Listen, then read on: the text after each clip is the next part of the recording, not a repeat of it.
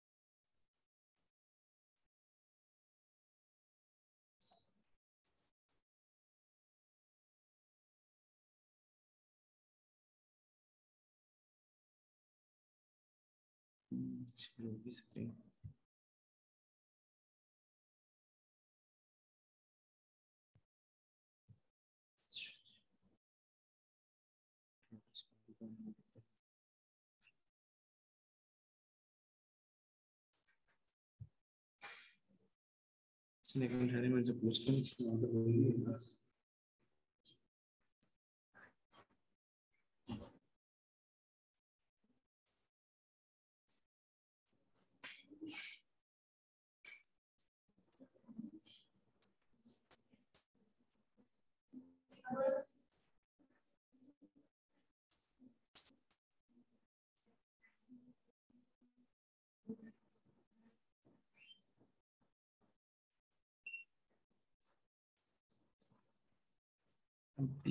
बात तो नहीं है इसमें स्टूडेंट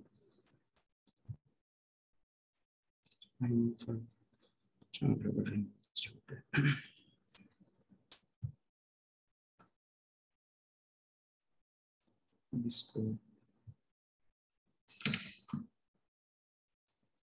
चलिए अभी तक तो इसमें कोई भी नहीं आ रहा, देख लेंगे दोबारा आते तो कोई खाने का झगड़ा होता है।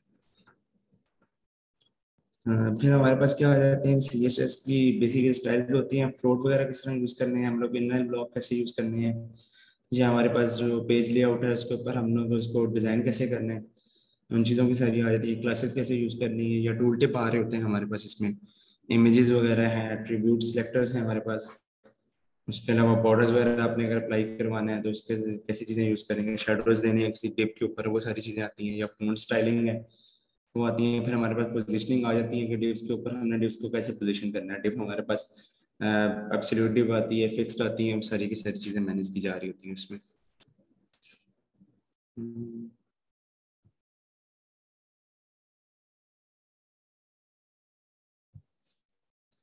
आई थिंक मुझे लगता है वो रिकॉर्डिंग कर रहे हैं, तो मैं स्टार्ट से स्टार्ट कर लेता हूँ, क्योंकि उन्हें रिकॉर्डिंग करके अगर स्टूडेंट्स को देना होगा तो मैं स्टार्ट से हम लोग इसको डिस्कस कर लेते हैं फिर दोबारा से। मुझे याद नहीं रहा था, उन्होंने मुझे पहले कहा था कि उसको हम लोग लिंक के थ्रू चलेंगे उसमें।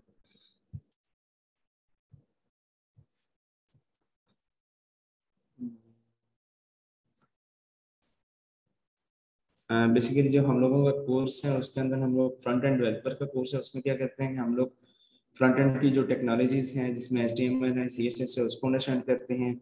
उसके साथ हमारे पास ये होता है कि बूटस्ट्रैप वगैरह यूज करवाने के लिए जो एडवांस लेवल के ऊपर हमारे पास सिस्टम चल रही है हम उसको मैनेज कर रहे होते हैं। HTML CSS का ये होता है कि हमने खुद से लिखनी होती है। जब वो बूटस्ट्रैप के साथ आते हैं तो बूटस्ट्रैप ऑलरेडी बना हुआ फ्रेमवर्क है जो हम यूज करते हैं। जो हमारे मतलब कि जो चीज़ें हमने खुद से लिखनी होती हैं वो बूटस्ट्रैप के थ्रू ज़्यादा इजीली हो जाती है। उसको हम जस्ट इंक्लूड करवाते हैं, इंक्लूड करवाने के बाद उनकी चीज़ों को हम लोग यूज़ करते हैं।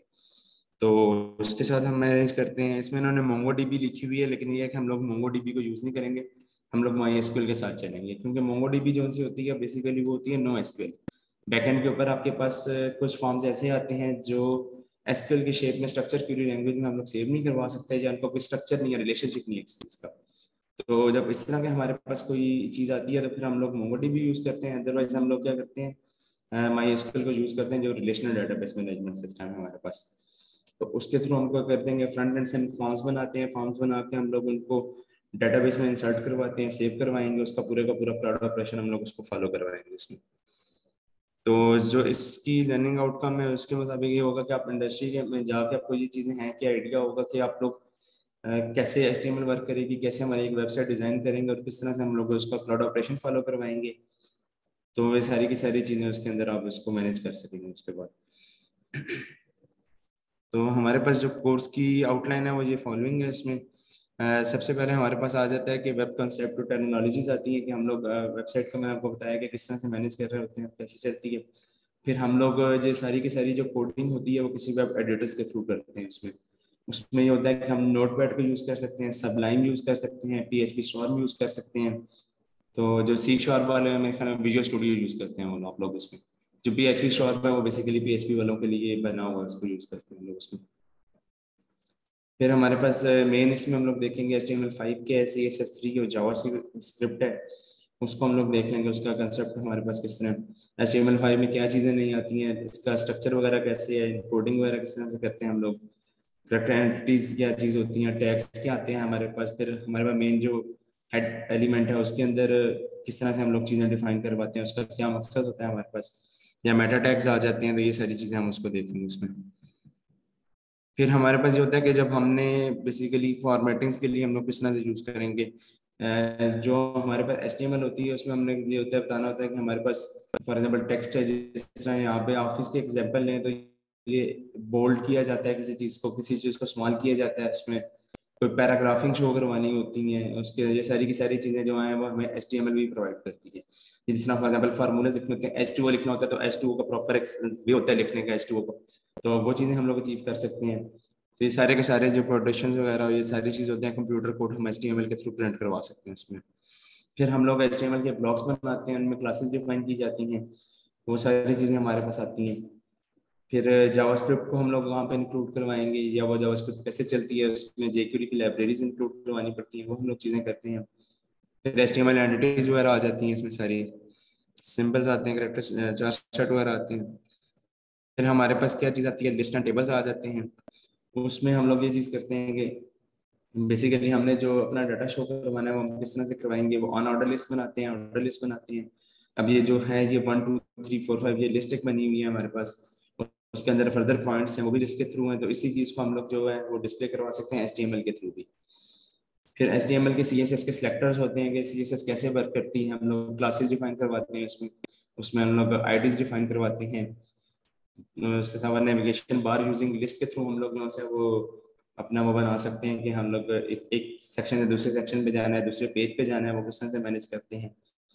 फिर हमारे पास टेबल्स आते हैं, टेबल्स का मैंने आपको वही बताया कि टेबल्स हम लोग यूज करते हैं कि डाटा को डिस्प्ले करवाने के लिए वेन फॉर्म में हम लोग यूज करते हैं टेबल्स को।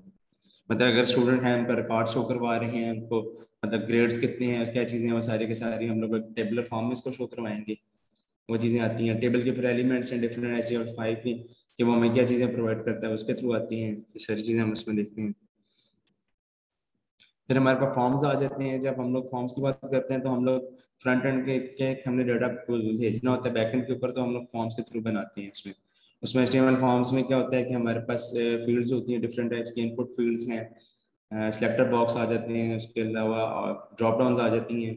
ड्रॉप डाउन सिलेक्ट एक ही चीज़ होती है हमारे पास, ठीक है। चेक बॉक्सेस आ जाती हैं, टेक्स्ट एरियाज आ जाती हैं, उसके अलावा हमारे पास इमेज सोर्स की फील्ड्स आ जाती हैं, उसके अलावा फाइल्स फील्ड्स आ जाती हैं, सारी की सारी चीज़ें उसमें आती हैं। फिर उनके ऊपर फर्दर हम लोग HTML5 की एट्रीब्यूशन लगा सकते हैं कि उसके ऊपर वैलिडेशन लगा सकते हैं, बजाय खुद से हम लोग करें JQuery उसके थ्रू। तो HTML5 हमें ये सारी की सारी चीज़ें खुद से दे देती है कि आप लगा देंगे तो फील्ड जब हम फॉर्म को सबमिट करने लगेंगे तो वो सबमिट नहीं होंगे हमारे पास। फिर हमारे पास आई फ्रेम और मीडिया टैग्स वगैरह होते हैं। उसके लिए क्या होता है कि हम लोग गूगल मैप्स वगैरह को अगर हमने यूज़ करवाना है या एक वीडियो दिखानी है तो वो किस तरह से दिखाएंगे, तो ये वो सारे के सारे उसका आई फ्रेम्स के थ्रू हम लोग मैनेज करते हैं उसमें। सेक्शन टैग्स आते हैं, फिर उसके अंदर वही है कि हम लोग डिव ब्लॉक्स को कैसे मैनेज करेंगे। डिफरेंट डिव्स की पोजिशनिंग होती हैं कि CSS बनाई है, अगर हमने एक HTML लेआउट डिजाइन किया है तो उसके अंदर हम लोग डिव्स को कैसे रखेंगे। डिव्स, क्योंकि डिव्स और जो पैराग्राफ होते हैं जब इनको हम रखते हैं तो ऑटोमेटिकली ये न्यू लाइन्स में चले जाते हैं, तो उनको फिर अपने ब्लॉक्स बना के उनको किस तरह से मैनेज करना होता है, ये सारी की सारी चीज़ें मैनेज होती हैं उसमें ये CSS के थ्रू। फिर उनके ऊपर हम अगर टेक्स्ट बॉक्सेस लगाने हैं, शेडो देने हैं, डिप के ऊपर हमने कुछ कलरिंग देनी है, बैकग्राउंड देने हैं, इमेजेस वगैरह, तो वो सारी आती हैं। ओवरफ्लो प्रॉपर्टी का ये मकसद होता है कि हम लोग उसको एक डिप बनाइए, उसके अंदर जो कंटेंट आ रहा है उसको हम लोग ओवरफ्लो करते हैं। अभी ये देखिए आप लोग, ये कंटेंट सारा आपका ओवरफ्लो हो रहा है, यानी कि ये आपका उसके अंदर जा रहा है सारी चीज़, इसमें स्क्रॉल बार के थ्रू मैनेज कर रहे होते हैं चीज़ें हम लोग सारी। फिर हमारे पास इनलाइन स्टाइलिंग वगैरह आती है शीट्स का। ये CSS की जो स्टाइलिंग होती है वो हम इनलाइन भी रख सकते हैं उसी फाइल के अंदर, फिर हम एक्सटर्नल शीट्स भी बना सकते हैं, तो उसके थ्रू हम लोग उसको यूज कर सकते हैं। इनलाइन का ये होता है कि फॉर एग्जांपल अगर हमने एक फाइल है तो स्पेसिफिक फाइल के अंदर ही हमारी चेंज हो रही होती है, तो उसको हम यूज करेंगे। अगर हमने वही क्लास मल्टीपल जगह पे यूज की है तो हमें हर जगह पे जाकर खुद से मैनेज करनी पड़ेगी। एक्सटर्नल शीट का ये फायदा होता है कि हमने एक एक्सटर्नल CSS की फाइल रखी है और वो सारी जगह पर इंक्लूड हुई होती है, तो वो जो CSS की प्रॉपर्टी जो हमने वैल्यू वहाँ पे चेंज की होगी वो सारी की सारी जगह पे हमारे पास अप्लाई हो जाएगी उसमें। ये चीज़ें आती हैं। फिर उसमें कलर्स, कलर वगैरह का बता रहे हैं उसमें, फिर डिस्पेंस का आ जाता है हमारे पास। फिर इसी तरह हमारे पास जो CSS की फ्लोटिंग है और इनलाइन इनलाइन ब्लॉक्स वगैरह है वो कैसे मैनेज करेंगे वो है। फिर अलाइंस के आ जाते हैं CSS, किसी चीज़ को अलाइन करवाना है हमने, वो सारी आती हैं। टूल टिप्स देने हैं, हम इमेजेस वगैरह शो करवा सकते हैं हम लोग। इमेज अगर फॉर एग्जांपल नहीं आता तो उसके आगे सेलेक्टर्स वगैरह को यूज़ कर सकते हैं हम लोग। बॉर्डर ग्रेडियंट शेडोज वगैरह दे सकते हैं किसी चीज़ के ऊपर, ये सारी इसमें आ जाती हैं। फिर हम लोग नेविगेशन बार की बात करें तो नेविगेशन बार क्या होता है कि अगर हम लोग फेसबुक के ऊपर जाएं तो फेसबुक पे भी नेविगेशन बार चल रही होती है। अगर मैं इस तरह से सिंपल इसमें जाऊं, अगर हम एग्जांपल लें तो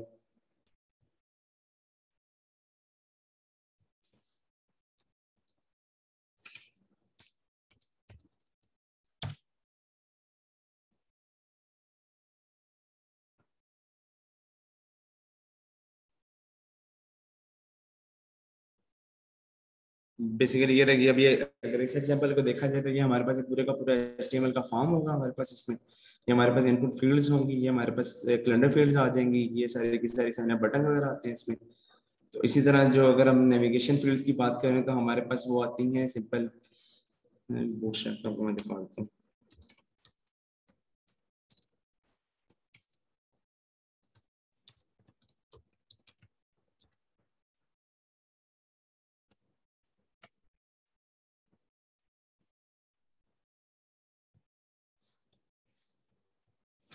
ये सिंपल नेविगेशन बार के एग्जांपल देखें तो ये हमारे पास होम मेन्यू होते हैं, उसके अंदर ड्रॉप डाउन आ रही होती है, उसमें फर्दर वो चीज़ें होती हैं। ये हमारे पास नेक्स्ट साइड पे टैब्स चल रही होती हैं, तो इनको हम नेविगेशन बार कहते हैं उसको। तो ये हम लोग HTML से डिजाइन कर सकते हैं, फिर ये सारी चीज़ें उसमें आती हैं नेविगेशन बार्स के अंदर हमारे पास आती हैं। नेविगेशन में ड्रॉप डाउन आती है, मल्टीपल ड्रॉप डाउन आती है, मतलब एक ड्रॉप डाउन के अंदर फर्दर अगर आपकी ड्रॉप डाउन ओपन हो रही होती है उस चीज़ को मैनेज करते हैं। फिर मीडिया क्यूरीज का क्या कंसेप्ट होता है कि हमारे पास जब हमने HTML एक बना ली उसके ऊपर हमने CSS भी अप्लाई कर दी, अब क्या चीज़ है कि वो हमारे पास किसी टैबलेट डिवाइस में ओपन होगी तो वो कैसे ओपन होगी, तो उसको मीडिया क्यूरीज के थ्रू हम उस चीज़ को मैनेज कर रहे होते हैं कि उसकी क्यूरीज लगा के उसको बता रहे होते हैं कि हमारी जब रेजोल्यूशन इस लेवल पे पहुंचेगी तो इसका लेआउट इस तरह से डिजाइन करेंगे, उसको सारी की सारी चीज़ें आती हैं मीडिया क्यूरीज वगैरह की इसमें। फिर ग्रिड सिस्टम के साथ इसको हम लोग मैनेज कर रहे होते हैं। फिर फ्लेक्स बॉक्स वगैरह यूज़ करवाते हैं कि उसका क्या पर्पस होता है, वो सारी चीज़ें आती हैं उसमें कि मतलब हमारे पास स्क्रीन छोटी बड़ी हो रही है तो उसमें वो किस तरह से चीज़ें मैनेज करती हैं, वो सारी चीज़ें उसमें आ जाती हैं।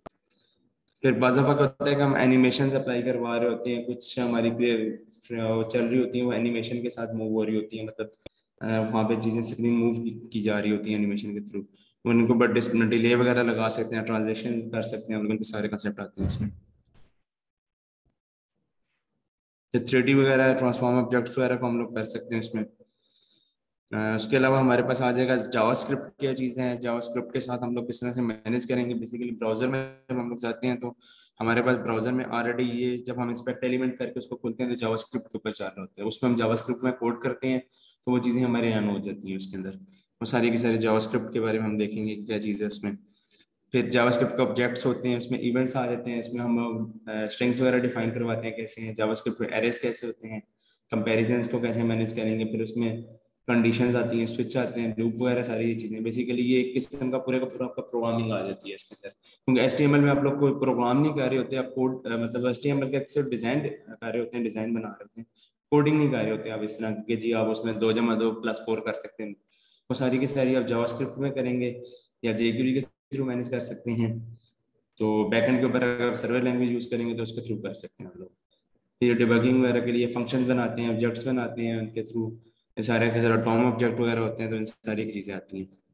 फिर हमारे पास बेसिकली क्या है चीज़ें कि हम लोग उसको jQuery को यूज़ करते हैं जावास्क्रिप्ट के साथ। ये jQuery जो है वो जावास्क्रिप्ट के ऊपर ही एक लाइब्रेरी बनाई गई है।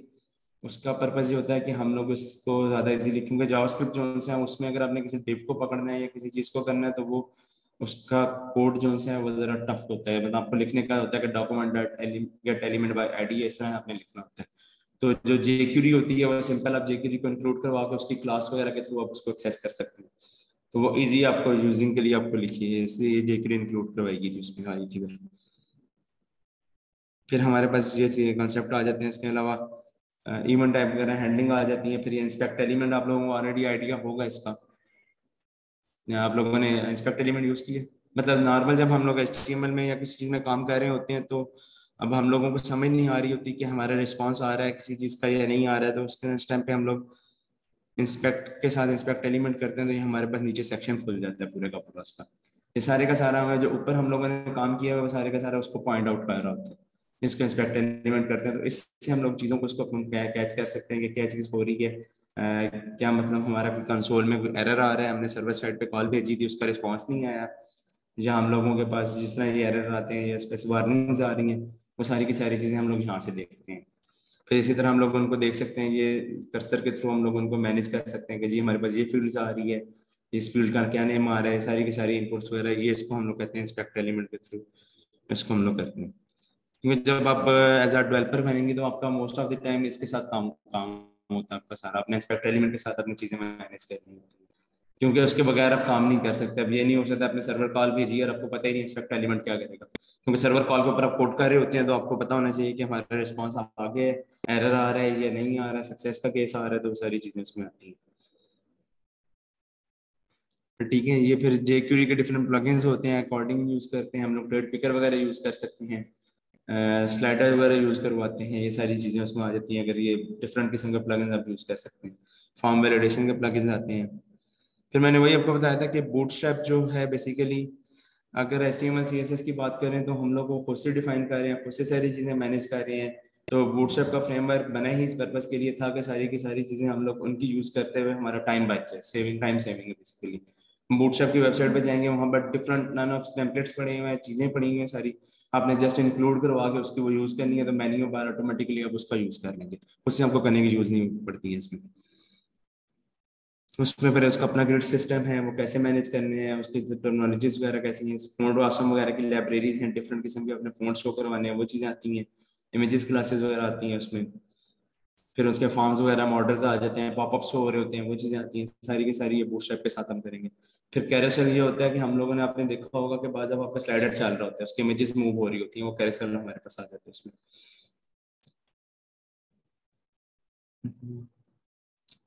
फिर हमारे पास आ जाता है कि एक वेब एप्लीकेशन है, उसका स्ट्रक्चर कैसे वर्क कर रहा होता है, उसका मेन कंसेप्ट क्या होता है कि क्लाइंट साइड होती है और एक बैकएंड साइड होती है। आपको उसमें आइडिया होता है कि HTML जो साइट होती है वो हमारे पास नॉर्मली अगर हम बनाएंगे तो हमारी स्टैटिक होगी, उसका जो भी डाटा चेंज करेंगे वो हम खुद से डाटा चेंज करेंगे, ऑटोमेटिकली डाटा चेंज नहीं होता उसमें। लेकिन जब हम सर्वर साइड को यूज करवा लेते हैं तो फिर उसमें डाटा हम उसको चेंज कर रहे होते हैं, तो इसलिए वो डायनामिक पेजेस बन जाते हैं हमारे पास। तो वो सर्वर साइड को इंक्लूड करवाते हैं, हम यूज करते हैं। फिर सर्वर साइड पे हमारे पास डाटाबेस कैसे काम कर रहा होता है, क्लाइंट साइड पे कैसे उसको डाटा रिस्पॉन्स भिजवा रही होती है। फिर हमारे पास डाटाबेस मैनेजमेंट सिस्टम आ जाता है, उसकी डिफरेंट टाइप्स होती हैं डाटाबेस की। तो बैकएंड वगैरह लैंग्वेजेस वगैरह आती हैं। फिर हम लोग जब लोकली काम कर रहे होते हैं तो उसके लिए हम लोग को कुछ टूल्स यूज करवाते हैं। मतलब जैम सर्वर है, सर्वर के थ्रू, क्योंकि पीएचपी वगैरह जब हमने लैंग्वेज इंस्टॉल की है तो वो ऑटोमेटिकली जब उसको पार्स करके उसको डाटा भेजेगी तो वो ब्राउजर को तो नहीं पता कि पीएचपी में आपने क्या लिखा है। तो उसके लिए हमने जैम सर्वर वगैरह यूज करते हैं, वो सारी की सारी चीजें इसको चेंज करके बताता है। फिर आप जब मार्केट में आप काम कर रहे होते हैं तो आपको आइडिया होता है कि आपने दो डिफरेंट बंदे सेम प्रोजेक्ट पे काम कर रहे हैं तो आपस में कोड कैसे शेयर करेंगे।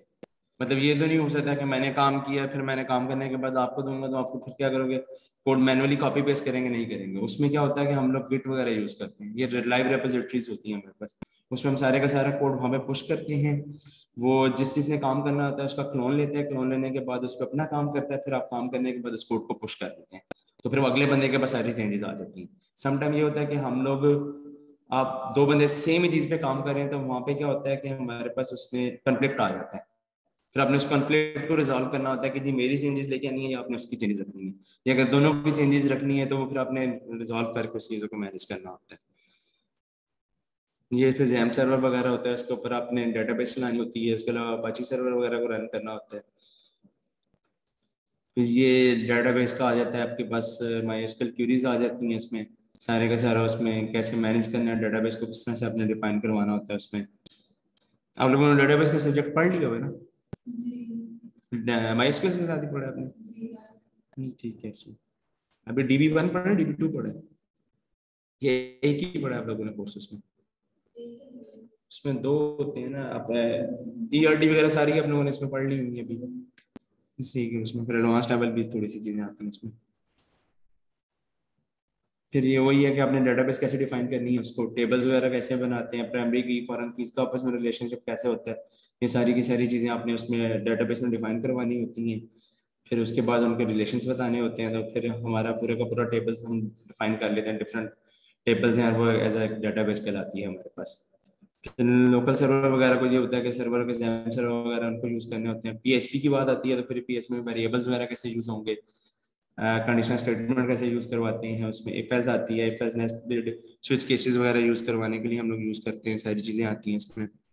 फिर पीएचपी में ये होता है कि जब हम लोगों ने फॉर्म बनाया, HTML का फॉर्म बना के उसमें डाटा बैकएंड पे सबमिट करवाएगा तो वो किस फॉर्म में डाटा को सबमिट करवाया जाएगा।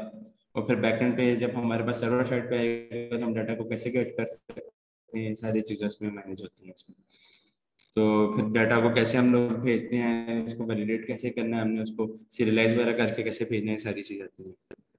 फिर लूप के कंसेप्ट आ जाते हैं। बेसिक डाटा को जो हमने लूप करवाना होता है, मतलब मल्टीपल डाटा है, स्टूडेंट का डाटा फॉर एग्जांपल DB से हम लोग लेके आते हैं, 10 स्टूडेंट का डाटा लेके आए हैं तो 10 स्टूडेंट का डाटा को हमने टेबल फॉर्म में शो करवाना है तो वो किस तरह से करेंगे, उसमें हम लूप्स लगाएंगे। लूप का डिफरेंट हमारे पास पर्पज होते हैं। वाइल लूप कैसे यूज करेंगे, डू वाइल यूज करेंगे, for each loop, different loops हैं हमारे पास, उनकी सारी चीजें चलती हैं। फिर PHP एरेज आ जाती हैं हमारे पास। जो हम लोगों ने डाटा शो करवाना होता है वो सेव करवाते हैं, एरेज की फॉर्म में यूज कर रहे होते हैं। मतलब ये होता है कि हमने डाटा को, मतलब कि इंडेक्सेस वाइज हमने डाटा को सेव करवा रहे होते हैं। DB में तो हमने जाके वैसे सेव करवाना होता है, लेकिन हम एरेज बना देते हैं, उसके एरेज के डिफरेंट इंडेक्सेस के ऊपर हम लोग डाटा को स्टोर करवा रहे होते हैं। फिर उसमें एसोसिएटिव एरेज होती हैं, फिर मल्टी डायमेंशनल एरेज होती हैं। न्यूमेरिक एरेज का ये होता है कि हम लोग सिंपल एक एरे डिफाइन करवाते हैं, उसके अंदर 0 1 2 3 इंडेक्स के ऊपर हमारे पास वैल्यूज पड़ी होती हैं। एसोसिएटिव एरे का होता है ये कि हम लोग की और की वैल्यू का पेयर बना होता है हमारे पास उसमें। फिर मल्टी डायमेंशनल एरेज आ जाती हैं हमारे पास, उसमें ये होता है कि फर्दर आगे एक एरे के अंदर आगे फर्दर एरे हो रही होती है। फिर लूप लूप वगैरह लगा सकते हैं सारे डाटा को करने के लिए। फिर हम किसी डाटा का इंडेक्स अपडेट कर सकते हैं, एरे मर्ज वगैरह होती है हमारे पास।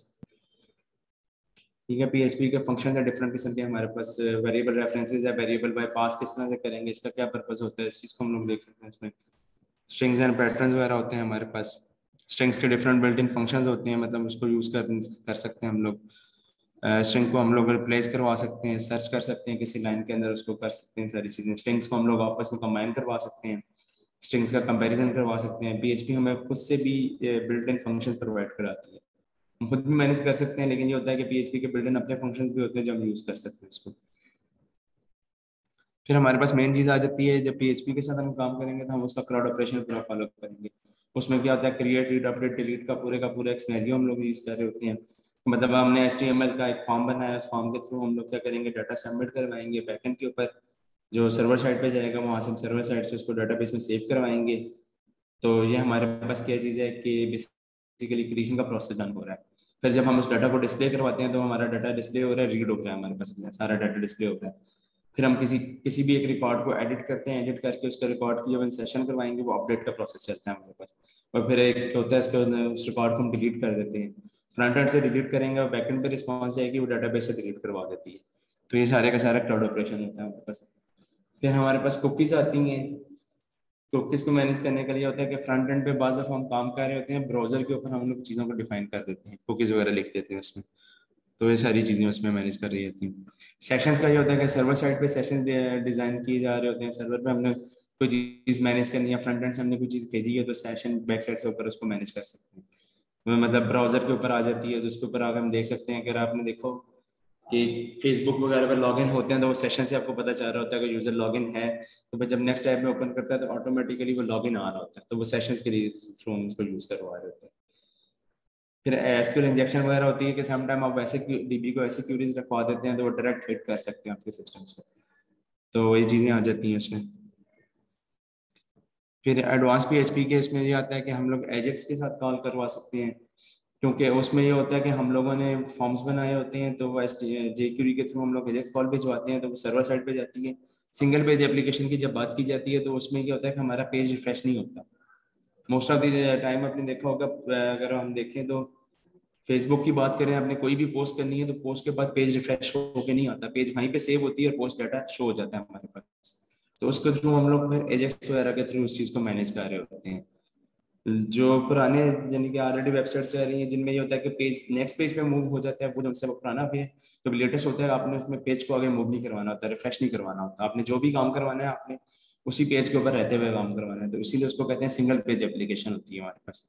पीएचपी का रोल क्या है डेवलपमेंट में? पीएचपी बेसिकली ये चीज है कि हम लोग सर्वर साइड पे कोई तो लैंग्वेज यूज करनी है ना, हम लोगों ने सर्वर साइड पे हम लोग सी शार्प को यूज करते हैं। सी शार्प पे ये होता है कि वो उसकी जब आप बनाते हैं तो आप सारे का सारा उसी के अंदर बना रहे होते हैं। आपने कोर्स किया होगा उसमें ऑलरेडी देखा होगा, उसी में फॉर्म्स बना रहे हैं, उसी में आप लोग बटन यूज कर रहे हैं, सारी चीजें उसी में यूज करते हैं। पीएचपी की जो हमारी पहली है कि वेब लैंग्वेज है, बेसिकली वेबसाइट के ऊपर जब आप काम करेंगे तो पीएचपी की लैंग्वेज यूज करेंगे। बूटस्ट्रैप जो सी वो फ्रंट एंड की है, वो फ्रंट एंड के लिए यूज होगी सिर्फ बूटस्ट्रैप। मतलब कहने का मकसद ये है कि अगर आपने एक वेबसाइट बनानी है, आपने HTML भी डिजाइन कर ली है, ठीक है, उसके ऊपर बूटस्ट्रैप के थ्रू आपने उसको स्टाइलिंग दे दी, आपने बूटस्ट्रैप का सारा स्ट्रक्चर डिफाइन कर लिया, फॉर्म भी बन गया। अब जब फॉर्म बन गया तो फॉर्म को सेव तो कहीं से करवाना है ना हमने, डाटाबेस में तो डाटा लेके जाना है, तो वो कहाँ से लेके जाएंगे, उसके लिए हम लोग पीएचपी लैंग्वेज यूज करेंगे। फ्रंट एंड और बैक एंड में डिफरेंस क्या है? मतलब ये फ्रंट एंड अब बेसिक होता ये है कि जब हम एक वेबसाइट होती है हमारे पास उसका स्ट्रक्चर इस तरह से होता है कि हम लोग कैसे डिजाइन करेंगे। मतलब फ्रंट एंड का ये होता है कि जो हम लोगों को आप लोगों को मुझे नजर आ रहा है फेसबुक के ऊपर मैं जाकर अगर काम करता हूँ, या मैं जैसे मैंने आपको एग्जांपल दिखाई थी, हम लोग ये एग्जांपल खोलते हैं, ये हमारे पास इसका फ्रंट एंड है। मतलब ये एक पूरा फ्रंट एंड डिजाइन आ रहा है कि इसके ऊपर हमारे पास HTML बनी हुई है, सारी चीजें बनी हुई। अब जब मैं इसके ऊपर साइन अप पे क्लिक करूंगा तो मुझे नहीं पता आपको या क्या चीज हो रही है, ये बैक एंड पे ऊपर जाएगा तो ये पीएचपी लैंग्वेज को जाएगा। मतलब फ्रंट एंड में जस्ट स्केलेटन शो हो रहा है, चीजें शो हो रही हैं, अगर हम ये बैक एंड नहीं बनाएंगे तो ये सेव तो कहीं नहीं होगा हमारे पास उसमें। तो इसके लिए हम लोग पीएचपी लैंग्वेज को यूज करवाते हैं। तो ऐसा होता है कि सिर्फ फ्रंट एंड हमारे पास डेवलपमेंट और बैक एंड, तो फिर आप उसको सेव कहाँ करवाएंगे, मतलब ये तो फिर स्टैटिक हो जाएगा सारा का सारा, अपने डाटा यहाँ पे चेंज किया करने के बाद वहीं पे रहेगा डाटा आपका सारा। मतलब फ्रंट एंड का मकसद है आपका फिर वो डीबी जब इन्वॉल्व नहीं होगी, आपका डाटा सेव नहीं होगा, या आप फाइल्स की फॉर्म में सेव करवाएंगे। तो फिर वेब का ये पर्पस है ना, पीएचपी लैंग्वेज आप इसलिए यूज कर रहे हैं कि अगर फॉर एग्जांपल आप कहती हैं कि मैं काम कर रही हूँ, मैंने एक ब्राउजर के ऊपर HTML बनाई, मैं वहीं पे सेव करवा दूँ, या तो ज्यादा से ज्यादा हम क्या कर सकते हैं उस सिस्टम के ब्राउजर के ऊपर कुकी में सेव करवा क्योंकि बेसिकली एक फाइल होगी उस सिस्टम में सेव हो जाएगी। अब जब कोई और यूजर आएगा उसने डाटा एक्सेस करना, वो कहाँ से करेगा? मतलब आपने जो डाटा बनाया था वो मेरे पास कैसे आएगा? मुझे तो डाटा नहीं शो होगा जब तक मैं बैकएंड की सर्विस यूज नहीं करूंगा। तो उसके लिए हम लोग जो है PHP को यूज करते हैं। मतलब डिफरेंट किस्म की सर्वर प्रोग्रामिंग लैंग्वेज चल रही है, हम लोग जो है PHP के साथ काम कर रहे हैं कुछ। मतलब अगर आप, क्योंकि वेब है ना, वेबसाइट के ऊपर काम कर रहे हैं आप। अब जो सी शार्प वाले होते हैं मोस्टली उनकी डेस्कटॉप ऐप होती हैं, उसमें ये होता है कि वेब के साथ उनका कंसर्न नहीं होता, उन्होंने डेस्कटॉप के अंदर सारे का सारा बना रहे होते हैं। वो एक्सी जनरेट करते हैं, एक्सी जनरेट करके सिस्टम के अंदर रख देते हैं, तो वो उसी के अंदर फॉर्म बनाए होते हैं, उसी के अंदर चीजें बनाते हैं, तो वो सारी की सारी चीजें आती हैं उसमें। ये उसमें मेन होता है कि बैकएंड इसलिए हमारे पास जरूरी है इसके अंदर। और हम लोग एक बैकएंड कब स्टार्ट करेंगे? तो अभी तो हमारा अब क्योंकि अभी इसलिए ये है कि साथ साथ चलेंगे, क्योंकि अब आप लोगों को हो सकता है आप छठे सेमेस्टर में बैठे हुए हैं, अब आपको ज्यादा आइडिया होगा, लेकिन कुछ स्टूडेंट ऐसे आते हैं जो बिल्कुल अभी फर्स्ट सेकंड सेमेस्टर के हैं, तो मैं डायरेक्टली हम लोग छठे सेमेस्टर पे तो नहीं जा सकते, तो वो ग्रेजुअली चीजें इंक्रीज होंगी, साथ साथ चलेंगे उसके अंदर। तो वही चीजें इस तरह रहती हैं, क्योंकि या तो सिर्फ आप चारों हो तो फिर हमें पता है कि जी मैंने इन चारों का आइडिया है कि हम लोग बैकएंड पे जा सकते हैं डायरेक्टली, लेकिन जो बाकी स्टूडेंट्स आते हैं नेक्स्ट वीक में आते हैं, क्योंकि अभी ये था कि एतकाफ वगैरह भी लोग बैठे होंगे, स्टूडेंट्स के जो ऑफ होंगे तो उस वजह से नहीं आ सकते थे, तो ये चीज होती है उसमें। तो साथ साथ चीजें चलेंगी, क्योंकि ये होता है कि HTML अगर आपको मे भी आइडिया हो गई चीजें, लेकिन हो सकता है उसमें एडवांस लेवल की चीजें। बूटस्ट्रैप आप लोगों ने यूज की है? नहीं। मतलब बूटस्ट्रैप है मेन, उसके अंदर काफी चीजें आ जाती हैं, आपने वो मैनेज करनी होती हैं। बूटस्ट्रैप क्या है, मतलब वो कौन सा फ्रेमवर्क है? बेसिकली मैं वही बता रहा था कि HTML के अंदर क्या है, ये HTML एक डिजाइन बना हुआ था, ये HTML बन गई है। मतलब मैंने क्या किया कि मैंने एक HTML बनाई, उसके अंदर मैंने एक इनपुट फील्ड बनाई, फॉर्म बनाई है इसके, फिर से एक फॉर्म है उसके अंदर मैंने एक फील्ड बना दी है, जो फर्स्ट नेम की फील्ड है, सर नेम की फील्ड है, मोबाइल नंबर वगैरह, मैंने ये सारी फील्ड्स बना दी इसके अंदर। अब इसके ऊपर CSS की स्टाइलिंग देने के लिए CSS यूज करूंगा, या फिर मैं क्या करूंगा, मैं बूटस्ट्रैप बेसिकली एक फ्रेमवर्क बना हुआ है जो ऑलरेडी इस चीज को इंक्लूड किया हुआ है जिसने ऑलरेडी, बजाय इसके कि मैं ये फील्ड्स वन बाय वन खुद से उठाऊं, वहां पे ऑलरेडी फॉर्म्स बने हैं बूटस्ट्रैप फ्रेमवर्क हम में। लोग HTML और CSS की यूज करते हैं। अगर आपको बेसिक कंसेप्ट ही नहीं है HTML CSS का, तो आप कैसे मैनेज करेंगे? मैं डायरेक्टली आपको मैं बूटस्ट्रैप के ऊपर ले जाके कह दूं कि ये चीजें आपको पता ही नहीं है कि पैराग्राफ क्या करेगा, हेडिंग क्या करेगी, तो आपको कैसे मैनेज करेंगे इसको? अब हेडिंग्स के आपके ऊपर अंदर आपके पास H1 से लेके H6 तक आती हैं हेडिंग। बूटस्ट्रैप हमारे पास ड्रैग ड्रॉप की नहीं, ड्रैग ड्रॉप नहीं है यहाँ पे, ये जो फ्रंट एंड का कोड है या वहाँ वेब वाले हैं वहाँ पे ड्रैग एंड ड्रॉप कोई चीज नहीं है, वहां पे कोडिंग ही है। हाँ कॉपी पेस्टिंग है। मतलब वहां से पूरा कोड सेटअप कोड बना हुआ है, वो लाके हम लोग अपने HTML के पेजेस में पेस्ट कर सकते हैं, पेस्ट करके हम उसको यूज कर सकते हैं।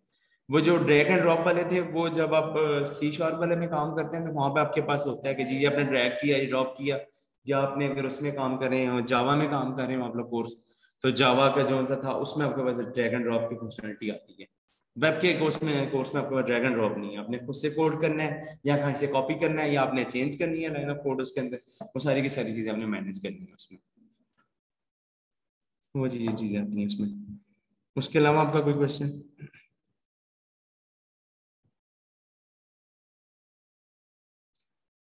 फिर इसी तरह क्या होता है कि हम लोग जब अपना डाटा फ्रंट एंड से भेज देते हैं तो बाज़ दफा क्या होता है कि हमने वैलिडेशन सर्वर एंड की भी लगाई होती है।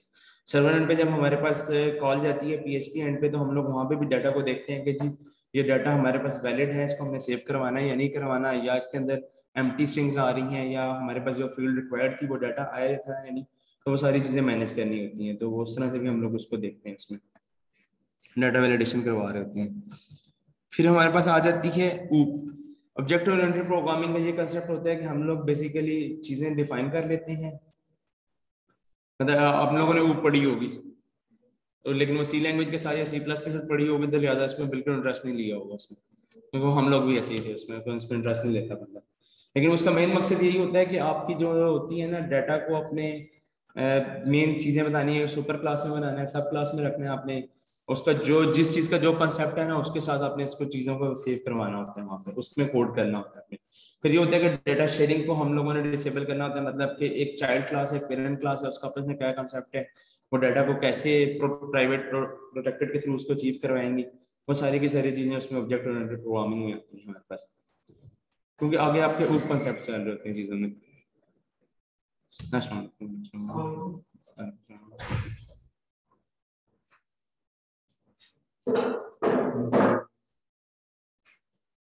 अभी तो मैं बिल्कुल एंड पे पहुंचा, चले फिर कर लेते हैं इसके बाद।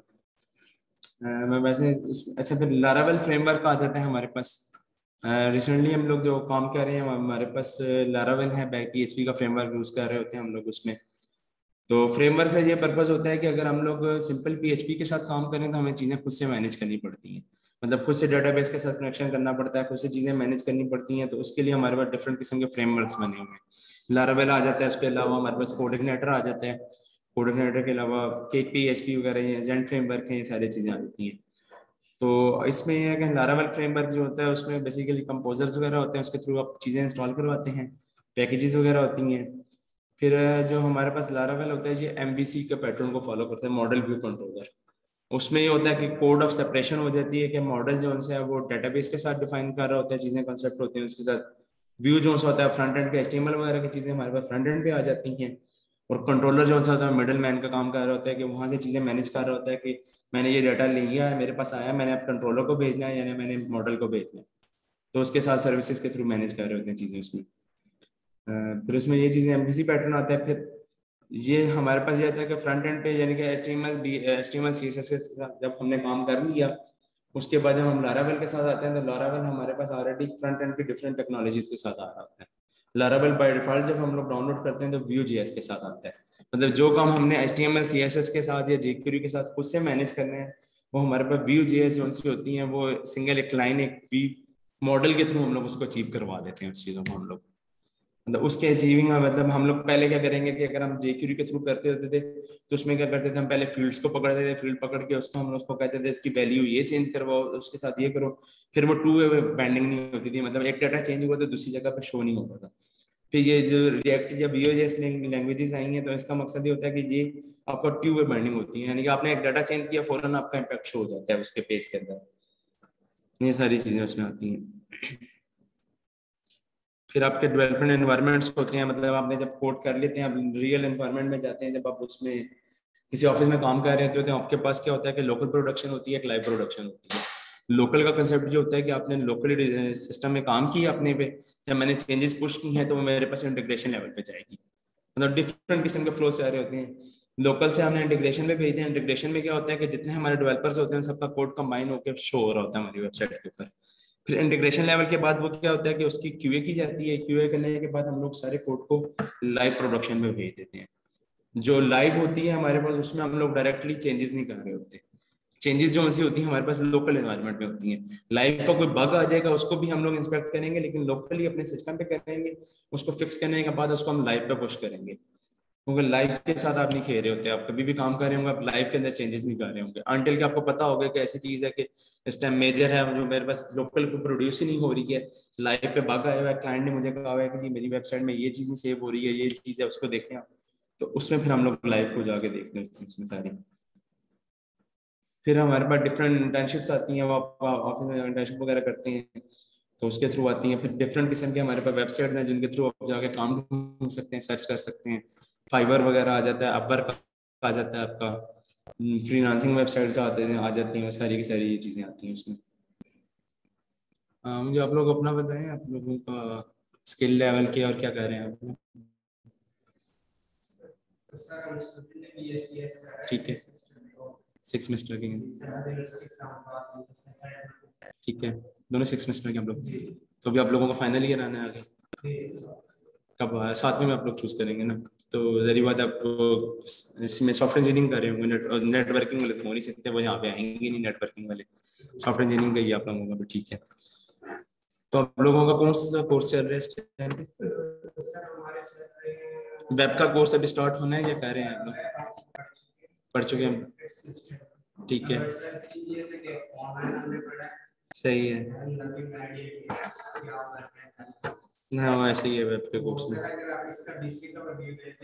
ठीक है, मैं इस कोर्स का आपको बेसिक मैंने इनको भी बताया, मैं सारे से बता देता हूँ। सिंपली इसमें ये चीज़ है कि हम लोगों का आपको आइडिया होगा कि एक वेबसाइट कैसे वर्क करती है। उसमें क्या होता है कि फ्रंट एंड आ जाता है हमारे पास, पे बैक एंड आ जाता है हमारे पास, ठीक है। तो जो अभी इसका बेसिक है कि आप लोगों को अंडरस्टैंडिंग होनी चाहिए कि HTML कैसे वर्क करती है। HTML के जब हम लोग लेआउट डिज़ाइन करवाते हैं तो वो किस तरह से मैनेज होगा उसमें, मतलब हेडिंग्स वगैरह कैसे यूज़ होंगी, पैराग्राफ्स कैसे यूज़ होते हैं उसमें, मतलब क्या क्या चीज़ होती है कि एक हाइपरटेक्स्ट मार्कअप लैंग्वेज है जो ब्राउजर को अंडरस्टैंड होती है कि आपने जो चीज़ें लिखी हैं वो ब्राउजर के अंदर डिस्प्ले कैसे होंगी इसके अंदर। वो सारी की सारी उसमें फिर डिफरेंट डिव्स आ जाती हैं, सेक्शंस आ जाते हैं, आपके पास पैराग्राफ्स आते हैं। मतलब ये सारी की सारी चीज़ों का आपको आइडिया होना चाहिए कि कैसे वर्कआउट करती हैं उसमें। ठीक है, ये चीज़ें आ जाती हैं। फिर उसमें मतलब फॉर्म्स आ जाते हैं हमारे पास। अगर हम HTML की बात करें तो हमारे पास क्या चीज़ होती है कि HTML5 की बात करें तो वो लेटेस्ट क्या चीज़ें प्रोवाइड कर रहा है। मतलब पहले हमें सिंपल HTML में काम करते थे, फिर HTML5 आ गई तो उसमें हमें क्या एक्स्ट्रा चीजें दे रही है वो HTML5। मतलब क्या पहले क्या होता था, हम लोग कुछ फील्ड्स को सेव करवाते थे तो हम लोगों को वैलिडेशन खुद से करनी पड़ती थी मैनेज। जब HTML5 आई तो ऑटोमेटिकली उसने हमें चीजें प्रोवाइड करवा दी वहाँ पे। मतलब टैग्स दे दिए उसने, हमें एट्रीब्यूट्स प्रोवाइड कर दिए, रिक्वायर्ड पे एट्रीब्यूट है तो हम लोग खुद से मैनेज नहीं करना। ऑटोमेटिकली फॉर्म जब हम सबमिट करने लगेंगे तो वो कहेगा जी ये चीज रिक्वायर्ड है, उसके बगैर फॉर्म सबमिट नहीं होगा। ये सारी की सारी चीजें उसमें आ गई हमारे पास। ठीक है, फिर एट्रीब्यूट्स आ गए, पैराग्राफिंग्स आ गई, कोटेशंस किस तरह से करते हैं, मतलब उसको लिखेंगे कैसे। कंप्यूटर कोड सम टाइम होता है H2O की एक सिंपल एग्जांपल ले लें, वो कैसे लिखेंगे, या कुछ चीजें ऐसे लिखी होती हैं तो डिस्प्ले कैसे करवाएंगे ब्राउजर के ऊपर हम लोग उसको, वो सारी चीजें आती हैं। फिर क्लासेस वगैरह डिफाइन करवाई जाती हैं HTML के अंदर कि मतलब किस तरह से हम लोग उसको यूज करवाएंगे, सारी चीजें उसमें होती हैं। फिर हमारे पास आता है लिस्ट एंड टेबल्स का आ जाता है। लिस्ट एंड टेबल्स का ये सीन होता है कि हमारे पास जो आती है, क्या नाम है, फॉर एग्जाम्पल स्टूडेंट का अगर हम लोग बात करें तो स्टूडेंट को हमने एक रिकॉर्ड सेव किए हुए हैं, उनको टेबलर फॉर्म में शो करवाएंगे, यानी कि यूजर को इजीली अंडरस्टैंड हो सके ना, तो किस तरह से उसके लिए हम लोग क्या करते हैं कि हम लोग टेबल्स बना देते हैं उसको। टेबल्स का तो आपको आइडिया होगा कि वो सिंपल, ये टेबल्स का आइडिया होता है कि ये रोज आ जाती हैं वो कॉलम वगैरह। हाँ, लाइक एक्सेल शीट, यानी कि यूजर की जो है ना अंडरस्टैंडेबिलिटी बढ़ जाती है कि डाटा कैसे शो हो रहा है उसके अंदर, और ये सारी चीजें उसमें आती हैं। फिर इसी तरह लिस्टिंग आती है, लिस्ट आती है। लिस्ट के एग्जांपल मैंने बताया था कि ये सिंपल आप देख रहे हैं कि ये ऑर्डर लिस्ट है, ये डॉट्स के साथ आ रहे हैं, 1 2 3 आ रहा है, लिस्ट वाइज डाटा शो करवा रहे हैं हम लोग, कैसे डाटा शो करवाते हैं, ये सारी चीजें इसमें आ जाती हैं हमारे पास। फिर हमारे पास फॉर्म्स आ जाते हैं। मतलब मैंने फॉर्म्स की एग्जांपल अगर आपको पता हो तो ये एक ये फॉर्म बना हुआ है जिसके अंदर HTML की फील्ड्स आती हैं हमारे पास सारी। मतलब इनपुट फील्ड आ जाती है हमारे पास, पासवर्ड की फील्ड आ जाती है हमारे पास, साइन अप का बटन आ जाता है। ये सारे का जरा फॉर्म है, उसके अंदर फॉर्म्स के अंदर डिफरेंट सेट ऑफ फील्ड्स होती हैं हमारे पास। ये सारी फील्ड्स हम लोगों ने डिफाइन करवानी होती हैं HTML की। ठीक है, ये हमारे पास चीजें आ जाती हैं इसमें। फिर हमारे पास उसके ऊपर वैलिडेशन किस तरह से अचीव करवानी है। ठीक है, फिर ये होता है कि आई फ्रेम वगैरह यूज कर रहे होते हैं हम लोग। बाज़ दफा क्या होता है, देखा होगा कि आपने वीडियो शो हो रही होती है, नीचे एक आई फ्रेम का लिंक दिया होता है, ऊपर हमने वीडियो शो कर रही होती है, या गूगल का मैप शो हो रहा होता है, तो ये आई फ्रेम वगैरह के थ्रू, मीडिया टैग्स के थ्रू हम लोग उसको शो करवा रहे होते हैं, हमारी वेबसाइट रेंडर हो रही होती है, सारी चीजें होती हैं। फिर ये सेक्शन टैग्स वगैरह होते हैं, डिव ब्लॉक्स बना रहे होते हैं, डिव्स बना के उसके अंदर मैनेज कर रहे होते हैं सारी चीजें। उसके बाद डिव्स को बैकग्राउंड कलर्स दिए जा सकते हैं, वो सारी चीजें हम लोग करते हैं उसमें।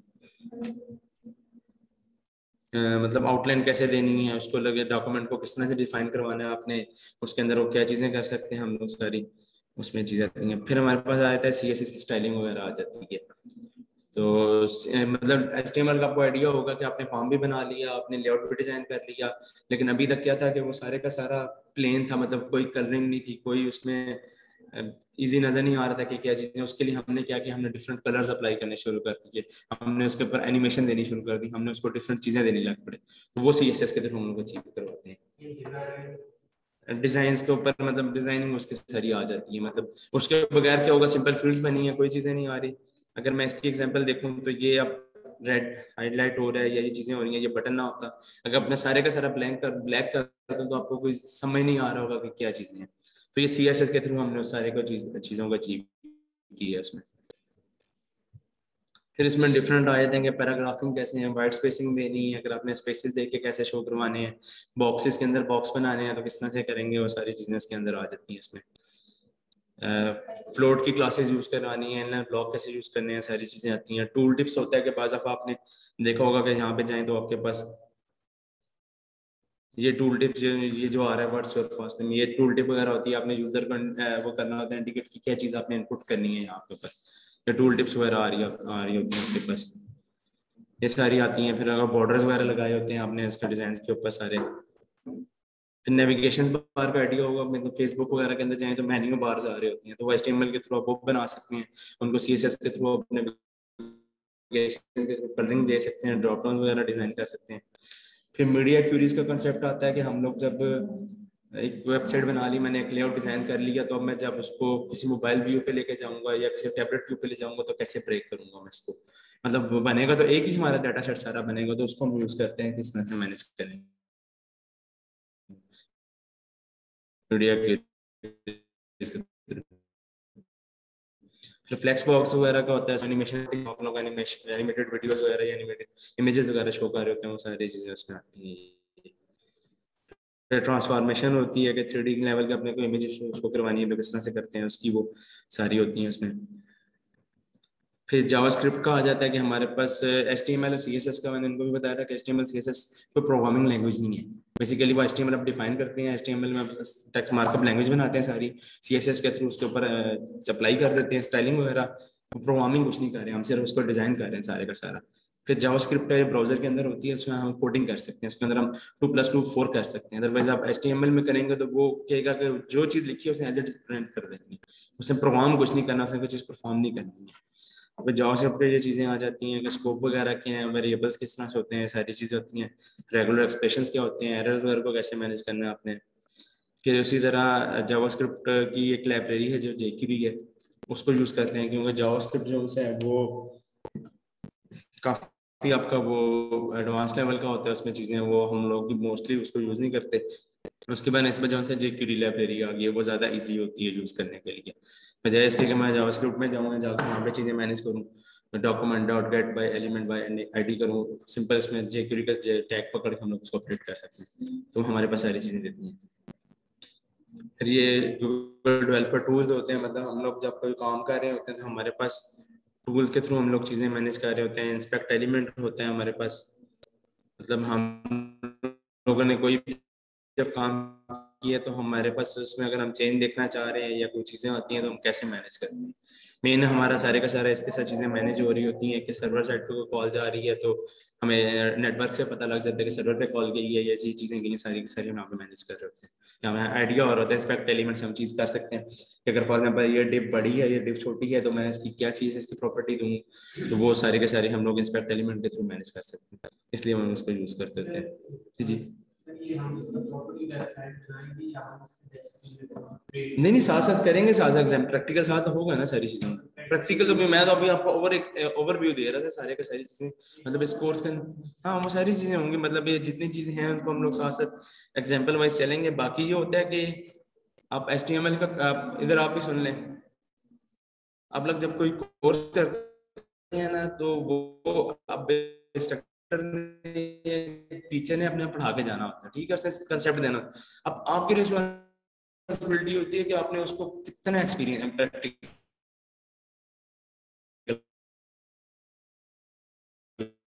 करना है।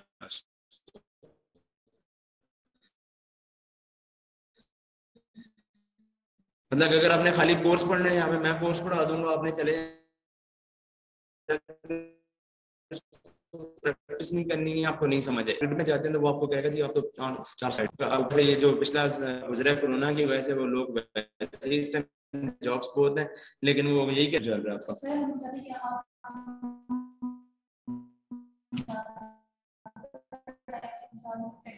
हाँ वो तो सही है, तो बाकी साथ साथ हम चीजें करेंगे सारी HTML वगैरह के उसमें।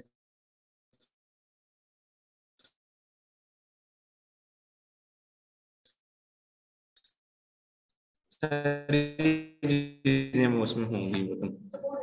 अब ये किस तरह रन होगी तो हम पता नहीं, वो पूछ लेते हैं इनसे कि लैब में है या नहीं है, अगर नहीं है तो फिर आप लोग बस ठीक है, फिर नेक्स्ट टाइम उसमें प्रैक्टिकल लैब में करेंगे उसको। वो सिंपल में वैसे हमको भी एक एग्जांपल भी करके दिखा देता हूँ कि HTML वगैरह कैसे मैनेज कर रही होती है हमारे पास। नेट इश्यू है नहीं,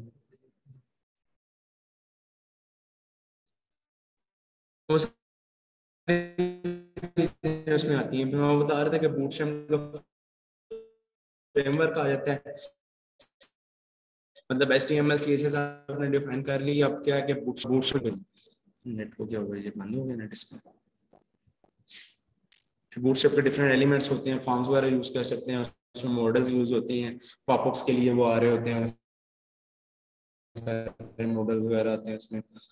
फिर स्क्रॉल वगैरह आते हैं, उसके नेविगेशन वगैरह बाहर होती हैं उसकी सारी, वो कैरोसेल वगैरह यूज होते हैं उसमें। फिर एक वेबसाइट का स्ट्रक्चर होता है कि वेबसाइट कैसे करी होती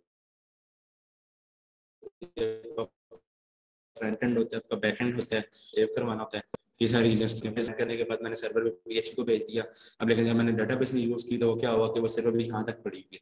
डेटाबेस को मैं बैक एंड में इन्वॉल्व करूंगा तो डेटाबेस में जाकर चीजें सेव होंगी, फिर नेक्स्ट लेवल कोई और बंदा उसको देखता है तो उसको चीजें शो होंगी। ये चीजें मतलब इनका क्वेश्चन था कि हम लोग PHP को क्यों यूज कर रहे हैं या बैकएंड सर्विस लैंग्वेज का क्यों यूज कर रहे हैं। उसका मकसद यही होता है कि आप डायनामिक जब डाटा चाह रहा होता है, जब एक सेंट्रली डाटा चाह रहा है, तो अपने फ्रंट एंड पे जो चीज बनानी है उसको जब तक बैकएंड पे सेव नहीं करेंगे तो डिफरेंट यूजर उसको एक्सेस नहीं कर सकते हैं हमारे पास। तो हम किसी सर्वर लैंग्वेज के थ्रू ही उसको सेव करवाएंगे, तो वो उसमें हम लोग PHP यूज कर रहे हैं। फिर डेटाबेस वगैरह का होता है कि अपने डेटाबेस मैनेजमेंट सिस्टम आ जाता है हमारे पास पूरे का पूरा। अपने टाइप्स कैसे बताते हैं, डेटाबेस डिफरेंट टाइप्स के डेटाबेसेस होते हैं, तो उसके अंदर क्लाउड ऑपरेशंस होते हैं सारे के सारे। फिर एग्जाम सर्वर वगैरह यूज होती हैं, पोस्टमैन वगैरह यूज होते हैं, अपनी कॉल्स भिजवानी होती हैं। फिर गिट बैश वगैरह होता है, मतलब कि आपको जब आप ऑफिस में जाकर काम करेंगे तो उसमें क्या होता है कि आपने कोड शेयर करना होता है। ये नहीं होता कि मैंने और आपने काम किया तो हम लोग सेपरेट उस पर काम करेंगे, या मैंने एक फाइल में चेंज किया फिर मैं आपको भेजूंगा कि भाई ये फाइल आप रीड कर लो, इसका डाटा कॉपी कर लो। तो उसके लिए हम लोग क्या करते हैं कि हम लोग गिट वगैरह यूज करते हैं, तो वो उसके थ्रू हम लोग के थ्रू काम कर रहे होते हैं सारा। फिर ये MySQL वगैरह यूज हो रही होती है डेटाबेस के लिए, हम लोग यूज करवाते हैं। फिर PHP लैंग्वेज आ जाती है मेन के, उसमें क्यों यूज कर रहे हैं, उसका मकसद क्या है इसमें। उसके गिट वगैरह पोस्ट के मेथड आते हैं, लूप्स वगैरह आ जाती हैं इसमें, एरेज वगैरह आते हैं उसमें। फिर डिफरेंट फंक्शंस आ जाते हैं कि मतलब फंक्शंस को वैल्यू पास करवानी है तो अपने कैसे वैल्यू पास करवाएंगे। तो ये स्ट्रिंग्स आ जाती हैं, स्ट्रिंग्स से डिफरेंट फंक्शंस आ जाते हैं। फिर PHP का क्लाउड ऑपरेशंस आ जाते हैं हमारे पास।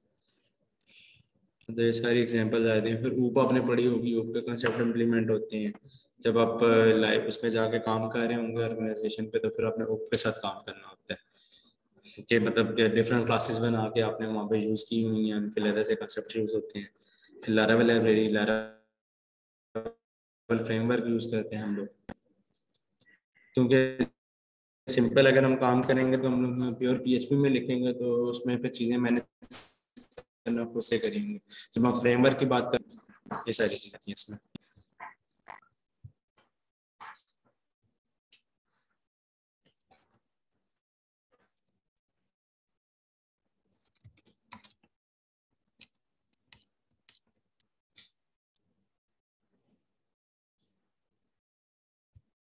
मैं वैसे आपको एक एग्जांपल भी रन करके दिखा देता हूँ उसकी मैं, क्योंकि मैंने इस टाइम यही पूछा था कि हम लोग डायरेक्टली एडवांस लेवल पे इसलिए नहीं जा सकते कि कल को कोई और स्टूडेंट ऐसा आएगा जो बेसिक दूसरे तीसरे सेमेस्टर का होगा तो उसको आइडिया नहीं होगा तो अपना मैनेज नहीं कर सकते इन चीज़ों को। तो इसलिए फिर हमें स्टेप बाय स्टेप चीज़ें चलेंगी। ये है कि ये चीज़ आ जाती है, हमारे पास एग्जाम्पल आती है।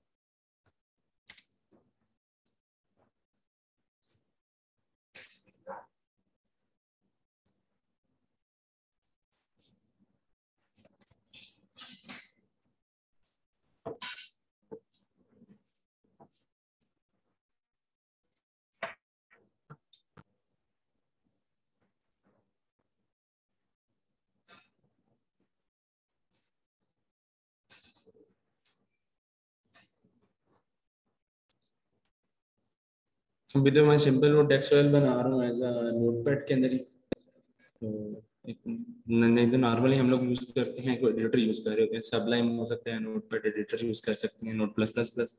उसके अलावा PHP स्टोन है, जेन स्टूडियो यूज कर सकते हैं, विजुअल स्टूडियो यूज कर सकते हैं। वो सारे के सारे एडिटर्स हमारे पास होते हैं इसमें। इसको भी करते हैं।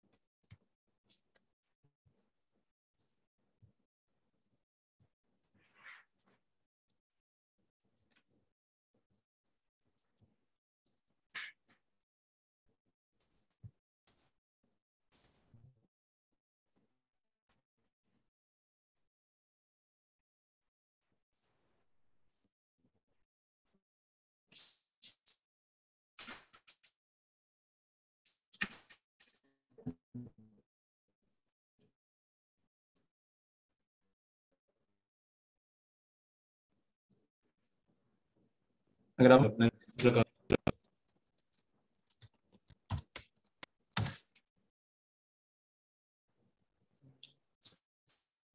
से हुई है या नहीं हुई।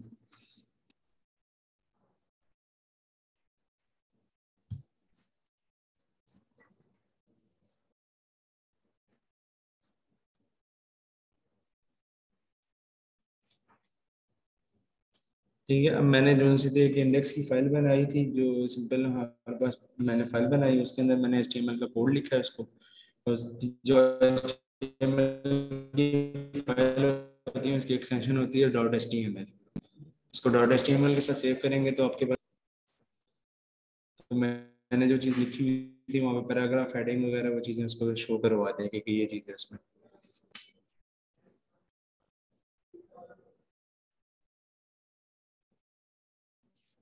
ये इसमें आ जाता है। HTML के अंदर हमने लिखा था कि माई फर्स्ट हेडिंग है और माई फर्स्ट पैराग्राफ है। तो एक सिंपल इसको हम देखें तो ये चीज़ आती है। अगर हम इसका कंट्रोल यू करके सोर्स देखेंगे तो इस पेज का सोर्स भी हमारे पास हो जाएगा कि सोर्स के अंदर, इस फाइल के अंदर हमने क्या लिखा है। ये पूरे का पूरा सोर्स है हमारे पास, जो हमने उसका लाइन लिखा हुआ है कोड उसमें। सोर्स के लिए हमने क्या control you, control control you source की शॉर्टकट की है इसमें। मतलब ये HTML का ये होता है कि सिंपल अगर हम HTML ही कह रहे हैं तो उसमें ये चीजें आ जाएंगी, लेकिन जब आपकी बैकएंड सर्विस लैंग्वेज होंगी तो वो उसको वो नहीं करेगा पार्स। मतलब वो चीजें नहीं होंगी जो उसमें डाटा ट्रांसफर हो चुका होगा, या वो PHP का जो भी चीजें होंगी वो कन्वर्ट होकर जो डाटा शो हो रहा होगा वो होता है इसमें। ये सोर्स आपका पूरा का पूरा बता रहा है कि डॉक्टर HTML है, उसके अंदर हेड आ जाता है आपके पास, बॉडी टैग आ जाता है उसके अंदर, ये चीजें सारी आ जाती हैं। ये हमारा डिजाइन होता है उसका लेआउट। तो इसमें अब अगर हम फॉर एग्जांपल पेज टाइटल की बात करूं तो ये ऊपर एक पेज टाइटल लिखा आ रहा होगा इसके ऊपर। तो थोड़ा सा, ओ सॉरी, ये नजर आ रहा है इसके ऊपर कुछ लिखा हुआ आप लोगों को? ये यहाँ पे पेज टाइटल लिखा है। और उसकी सेटिंग नहीं थी सही उसने। तो ये पेज टाइटल लिखा आ रहा है, तो ये जो हेड का टैग होता है उसके अंदर जब हमने उसको टाइटल डिफाइन किया तो उसका मतलब ये होता है कि टॉप बार के ऊपर जो चीजें आ रही होती हैं वो टाइटल के अंदर सेव होती हैं। ये सबके अगर हम सबके देखेंगे, ये इंट्रोडक्शन है ये भी उसको टाइटल के अंदर सेव हुआ हुआ है, साइन अप है ये भी उसके अंदर, ये सारी की सारी चीजें उसके अंदर आ रही होंगी इसमें। अगर मैं साइन अप फॉर्म में जाऊँ और मैं इसका कंट्रोल यू करके सोर्स कोड उठाऊंगा तो मुझे इसका सोर्स कोड मिल जाएगा इसका। ये इसके अंदर शुरू में लेवल वो सारी बता रहा है कि ये उसके क्या चीजें की हुई है इसके अंदर, ये वो सारी वो उसके वो चीजें बता रहा है इसमें। डॉक्टर HTML वगैरह ये सारी चीजें इसमें आ जाती हैं, फिर लिंक्स वगैरह आते हैं, वो सारी चीजें इसमें आती हैं इसमें नहीं आई क्योंकि ये सारी इसने फाइल्स इंक्लूड करवाई CSS वगैरह वही चीजें आती हैं इसमें। तब इसी तरह अगर मैंने एग्जांपल लिए एक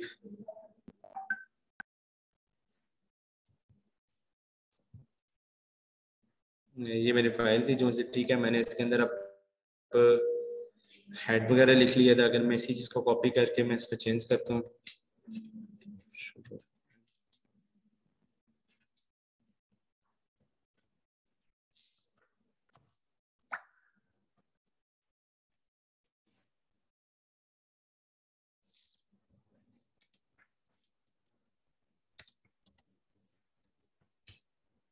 कॉपी हो गया।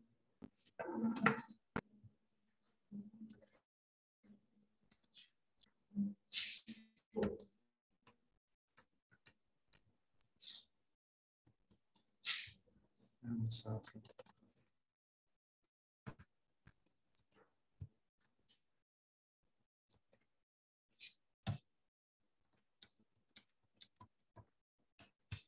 ये हमारे पास बेसिकली ये होता है कि हम लोग जब बॉडी डिफाइन करते हैं तो जो HTML का मेन होता है इसका स्टार्टिंग होती है और एंडिंग होती है हमारे पास। ये टॉप पे हम लोगों ने उसका स्टार्टिंग वेरिएबल बताया है कि ये HTML यहाँ से स्टार्ट हो रही है हमारे पास, और एंड पे जाके उन्होंने उसको क्लोजिंग की है कि हमारे पास ये क्लोज करेंगे नहीं करेंगे तो चलेंगे नहीं चीजें।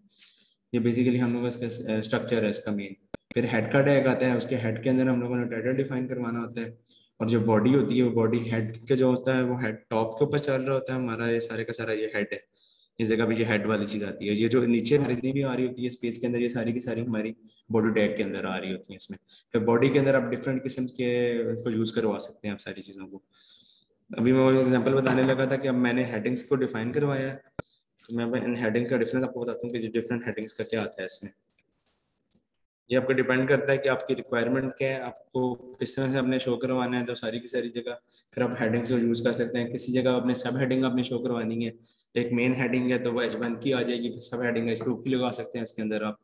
वो आपको दिया जाता है कि आपको किस तरह से वो सारी चीजें इसमें आप डिफाइन करते हैं इसमें।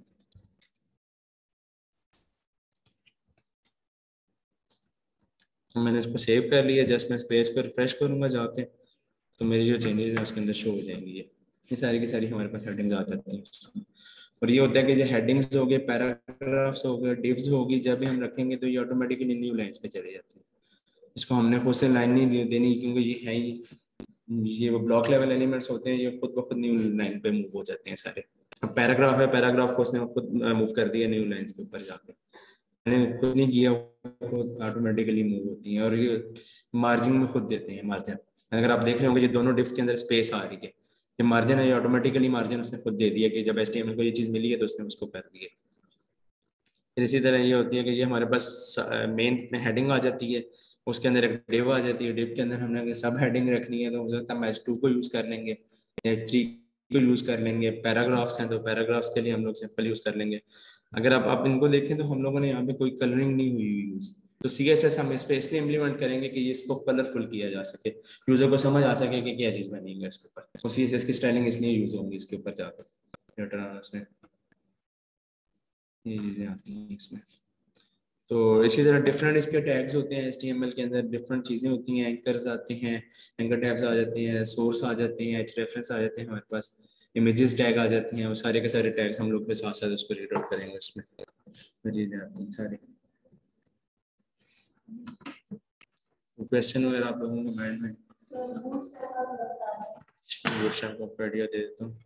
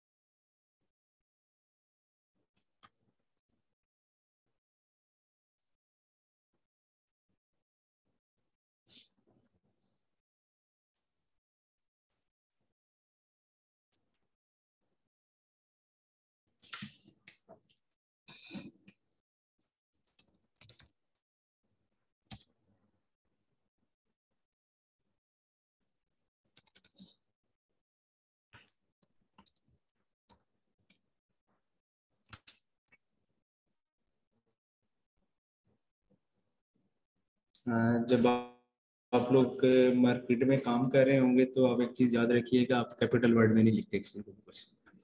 अगर आप किसी को लिखेंगे तो वो समझेगा मुझे गुस्सा कर रहा है ये बंदा चैटिंग में।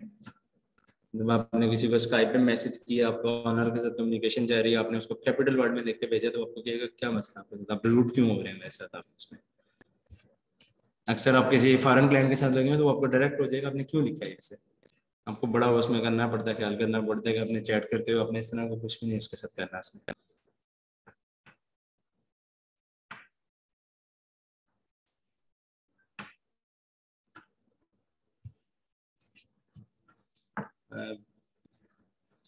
कुछ में एग्जांपल बता रहा था वो शायद।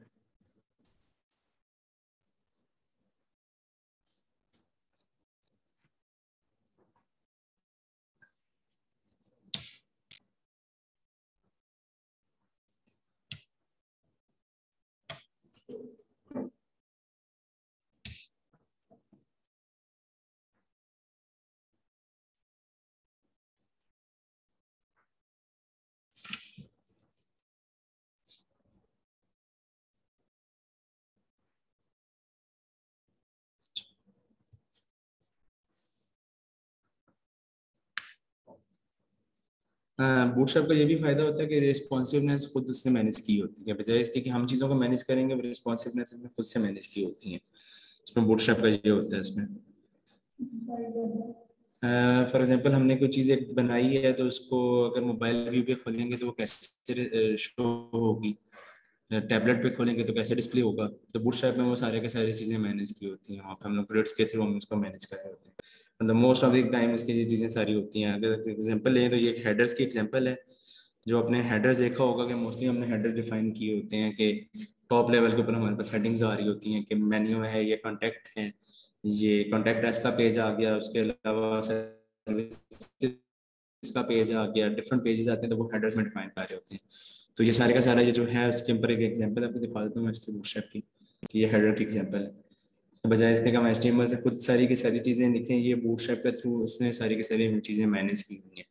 तो मतलब उसने सिंपल एक हेडर बनाया, उसके अंदर फर्दर उसने चीज़ें दी हैं उसके अंदर, मतलब कलरिंग के साथ दी है। तो मैं अभी HTML में हम खुद लिखने लगते हैं तो हम एक डिव बनाते हैं, डिव्स के अंदर जाके सारी की सारी चीज़ें पेस्ट करवाते हैं हम लोग। तो बूटस्ट्रैप के थ्रू हमने किया तो उससे सारी चीज़ें हमने खुद से दे दी है, जस्ट हम इसको कॉपी पेस्ट करेंगे, कॉपी पेस्ट करके हम लोग अपना वो बना सकते हैं। कि मतलब खुद से लिखने के बजाय वो हमें मैंने बनाए डिफरेंट किस्म के उसकी वो चीज़ें मिल जाती हैं इसमें। अब ये देख रहे हैं कि अब ये कि इसने पूरे का पूरा वो दिया हुआ बना के कि एक ड्रॉप डाउन मेन्यू भी दिया हुआ है इसने, उसके अलावा ये सारी चीज़ें दी हुई हैं। तो ये सारे का सारे ये हेडर्स की एग्जांपल है सिंपल उसकी। ये फिर ऐसे लिंक्स प्रोवाइड किए हुए हैं सारे, उसमें ये चीज़ें आती हैं हमारे पास।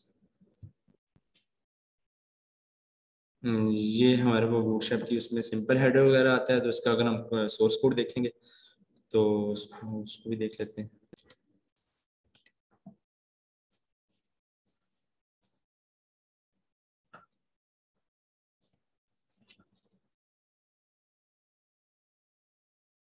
मतलब ये चीज़ें जो हमने खुद से लिखी हैं कि सारी की सारी चीज़ें इसने यूज़ की हैं, ठीक है उसमें। तो उसमें ये होता है कि सोर्स कोड में हम लोग को ऊपर से टॉप पे हम लोगों ने एग्जांपल इसने दी हुई है, एक रेफरेंस क्या था हमारे पास नहीं। फिर इसने बूटस्ट्रैप को यूज़ करने के लिए हमने बूटस्ट्रैप की जो CSS की लाइब्रेरी है वो यूज़ करवाते हैं, तो bootstrap.min.css। बेसिकली उसको अगर हम लोग अपने सिस्टम के अंदर इंक्लूड नहीं करवाएंगे तो हमारे पास बूटस्ट्रैप नहीं चलेगी हमारे पास, क्योंकि हम थर्ड पार्टी फ्रेमवर्क को यूज़ कर रहे हैं तो उसके लिए हमें ये चीज़ें करना ज़रूरी होगा इसमें। ये चीज़ें आती हैं इसमें, ठीक है। फिर ये सारे उसके वो कॉलम्स वगैरह का इसी तरह इसमें देखा जाए तो इसका हेड है, बॉडी का टैग इसने डिफाइन किया है इसमें। ये देखें, ये आप पूरे का पूरा इसने एक कंटेनर बनाया हुआ, ये सेक्शन में हेडर एग्जांपल के अंदर देखा जाए हेडर्स हैं। फिर ये ऑर्डर लिस्ट आइटम बनाए हैं इसने, ये वाली एग्जांपल देखा जाए फीचर्स है, प्राइसिंग FAQs हैं, ये सारे के सारा इसने बनाया हुआ है। तो ये चीज होती है, हम उसकी क्लासेस को यूज करवाएंगे बूटस्ट्रैप की, तो उसके थ्रू चीजें मैनेज करेंगे। अब ये कंटेनर की क्लास है, ये बूटस्ट्रैप की क्लास है। अगर हम खुद से काम कर रहे होते हैं तो हम अपने डिव बनाते हैं, हम अपनी क्लास डिफाइन करते हैं, फिर उसके थ्रू अप्लाई करवाते हैं। फिर इसी तरह ये फ्लेक्स की क्लास है, ये सारी की सारी बूटस्ट्रैप की क्लासेस हैं। बेसिकली कंटेनर वही चीज है कि हम लोग जिस तरह कंटेनर बना के उसके अंदर सारी की सारी हम चीजें रैप कर रहे हैं। डिव है ना, डिव को इन्होंने एक कंटेनर की क्लास, ये कंटेनर पूरे का पूरा हमारा जो लेआउट आ रहा है ना वो बैक एंड कंटेनर है हमारे पास एक। वो चीज़ें उसमें आती हैं कंटेनर मैनेज में। फिर हेडर आ जाता है, उसके अंदर उसने हेडर डिफाइन किया, उसके हेडर के साथ उसने उसमें वो चीज़ें डिफाइन कर रहा है कि जी ये चीज़ें आ रही हैं। एक मिनट है, मैं सिस्टम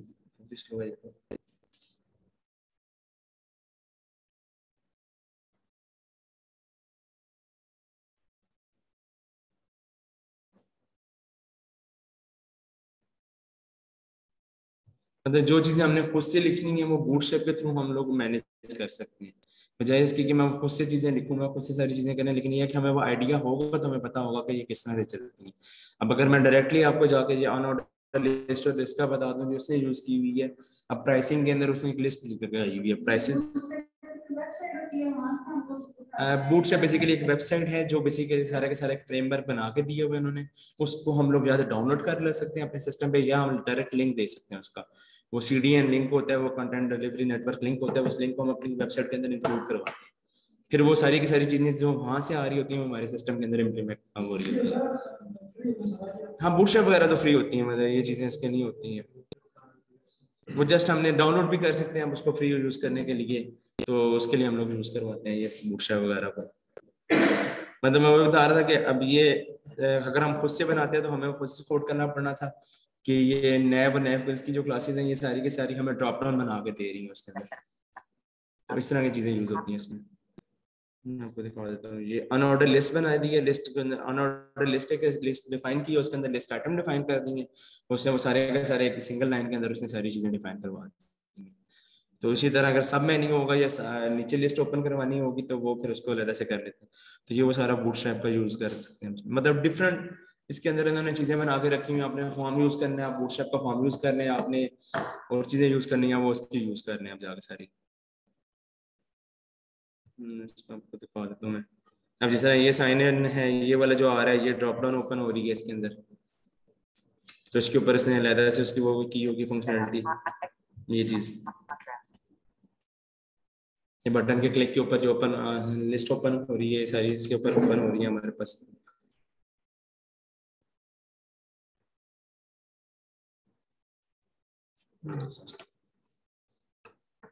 तो ये चीज उसमें आती है बूटस्ट्रैप वगैरह, मतलब डिफरेंट किस्म के। अभी तो मैं सिंपल आपको एक हेडर की एग्जांपल दे रहा हूँ, बूटस्ट्रैप में फॉर्म्स बन जाती हैं।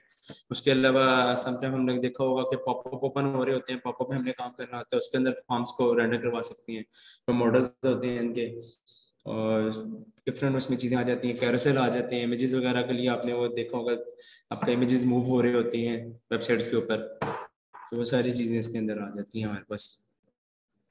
मतलब बजाय खुद से करने के लिए हमें बूटस्ट्रैप ये चीजें प्रोवाइड कर देते तो हम उसको यूज करते हुए हम कर लेते हैं। इसी तरह अब डिफरेंट लैंग्वेजेस में जाएंगे, अब व्यू के साथ जाएंगे तो उनका ब्यूटीफाई आती है, वो BCG पर्पज के लिए बनी हुई है कि बजाय हम खुद से चीज़ों को लिखने बैठे हैं HTML CSS के थ्रू तो हम उनको यूज कर रहे हैं। लेकिन आपको एडवांस लेवल पे आपको लेकिन चीज़ें का आइडिया होना चाहिए कि HTML का टैग्स है तो वो कैसे काम करेंगे, HTML का एंकर टैग कैसे काम करेगा, H रेफरेंस है तो वो सोर्स कैसे देंगे किसी इमेज का। फिर इमेज के सोर्स में ये होता है कि इमेज का सोर्स हमारा रिलेटिव होगा, एब्सोल्यूट होगा, वो कैसे चीज देंगे, मतलब कि प्रॉपर लिंक देंगे तो एब्सोल्यूट लिंक होगा, पूरे का पूरा कंप्लीट लिंक देंगे किसी और एक्सटर्नल सोर्स का लिंक। फिर रिलेटिव होगा कि हम लोग अपने सिस्टम के अंदर से स्लैश इमेजेस की डायरेक्टली से इमेजेस उठा के देना चाह रहे हैं, तो वो लिंक्स वगैरह की चीजें आती हैं उसमें। तो वो HTML में सारी चीजें आती हैं, फिर आपको उसको मतलब ये स्ट्रक्चर आपको डिफाइन करने का अगर आपको कहा हो तो आप किस तरह से बनाएंगे, वो सारी चीजें आपको पता होनी चाहिए कि किस तरह से होगा, फिर हम बूटस्ट्रैप में जाके कर सकते हैं कि हमें ज्यादा इजीली अंडरस्टैंडिंग है उसकी, इसलिए हम लोग उसको यूज करते हैं बूटस्ट्रैप को। जो पेज की होती है हम लोग HTML और CSS के अंदर ही यूज करते हैं या हाँ कर भी सकते हैं, HTML CSS के अंदर, HTML के अंदर होती है, CSS तो बेसिकली हमारे पास क्लासेस है ना, वो तो स्टाइलिंग के लिए यूज हो रही है। HTML के अंदर जब हम यूज करेंगे तो फिर हम PHP का टैग यूज करते हैं, वहाँ पे स्टार्टिंग टैग और एंडिंग टैग होता है, क्वेश्चन मार्क के साथ हम लोग PHP इस तरह से वो लिख के वो इस तरह और से SQL कैसे यूज करेंगे? SQL हमारी बैकएंड पे होती है, वो तो PHP लेवल से होती है। वो PHP जब जब PHP में जाएंगे तो वहाँ पे ऑटोमेटिकली जब हम डेटाबेस उसकी जब हम लोग कंपोजर वगैरह या लारावेल को यूज करेंगे तो वहाँ पे ऑलरेडी हम लोग को डिफाइन करना होता है कि डेटाबेस कौन सी है हमारी, तो वो सारे का सारा ये बैकएंड पे खुद ब खुद फ्रेमवर्क मैनेज कर रहा अगर हूँ। हम लोगों ने किसी यूनिवर्सिटी की एक वेबसाइट बनानी है, उसमें स्टूडेंट का डाटा है, टीचर्स का डाटा है, ठीक है, वहां पर PHP में क्लासेस का डाटा बनाएंगे और उनको हम लोग सेव करेंगे। क्लासेस भी आपका डिपेंड करता है कि आपका रजिस्ट्रेशन का फॉर्म है, अगर वो कॉमन हो सकता है तो फिर हम एक क्लास बना सकते हैं, लेकिन अगर वो चीज़ें हैं कि वो चीज़ें है ही लेदर से फॉर्म से, तो फिर हम उनको सेपरेट करेंगे। मतलब होता ये है कि हमारा कोड कंसर्न ये होना चाहिए कि सेपरेट फंक्शनलिटी परफॉर्म होनी चाहिए, मतलब हर चीज़ को एक सेपरेट होनी चाहिए। लेकिन ये अगर रजिस्ट्रेशन का फॉर्म होता है तो रजिस्ट्रेशन स्टूडेंट की रजिस्ट्रेशन हो या जिस तरह फेसबुक पे, वो सबके लिए सेम एक फॉर्म है, तो वो एक ही क्लास को जाएगा, तो क्लास उसको फिर बाद बैकएंड में डीबी से अपना कोड सेव करवाएगी। एक मिनट के लिए जी, अस्सलाम वालेकुम। जी वालेकुम सलाम। जी उमर बोल रहा हूँ।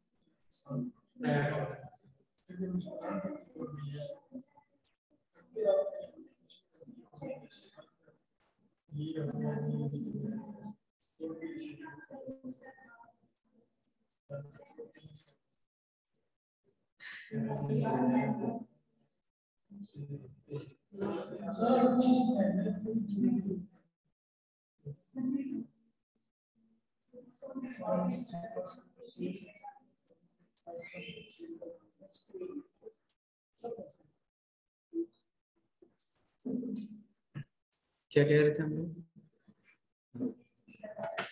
अच्छा, तो वो यही चीज कह रहा था कि जो क्लासेस वगैरह होती हैं तो उसमें ये होता है कि जो सर्वर एंड पे जब हम भेजते हैं ना डाटा, तो पीएचपी ने उस टाइम डाटाबेस के साथ कनेक्टिविटी होनी होती है। तो वहाँ पे जब हम लोग लारावेल फ्रेमवर्क या कोई भी फ्रेमवर्क यूज करते हैं, मतलब पीएचपी प्योर यूज करेंगे, तो हम एक डाटाबेस की कनेक्टिविटी क्लास बनाएंगे जहाँ पे हम बताएंगे डाटाबेस टाइप डाटाबेस कौन सी है, माइस्क्ल है, फिर उसके अंदर हम जाकर उसको सेव करेंगे। अगर हम लारावेल को यूज करेंगे तो उसकी जो है वो .env की फाइल होती है, एनवायरमेंट वेरिएबल की फाइल होती है, जिसमें हम सारे के सारे वेरिएबल डिफाइन कर देते हैं।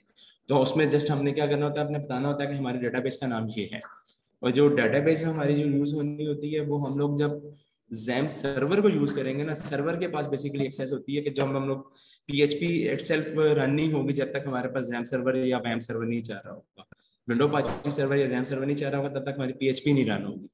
तो उसके लिए हम लोग क्या करते हैं, हम सर्वर यूज करते हैं लोकल डेवलपमेंट के लिए, जैम्प है, और उसके अलावा लैम्प है, लिनक्स के साथ यूज कर सकते हैं, विंडो के साथ वर्डप्रेस के साथ भी जाएंगे। मतलब वो सारे के सारे पीएचपी या किसी चीज को रन करने के लिए हमारे पास सर्वर चाहिए होता है हमारे पास, तो वो चीजें यूज करते हैं। तो उसके लिए फिर हम लोग क्या करते हैं कि सर्वर में बनाते हैं, तो सर्वर में हम लोग डेटाबेस जब कनेक्ट करते हैं तो सर्वर से ऑटोमेटिकली डीबी हमारे पास आ रही होती है हमारे पास, उसमें हम स्ट्रक्चर वगैरह डिफाइन करते हैं।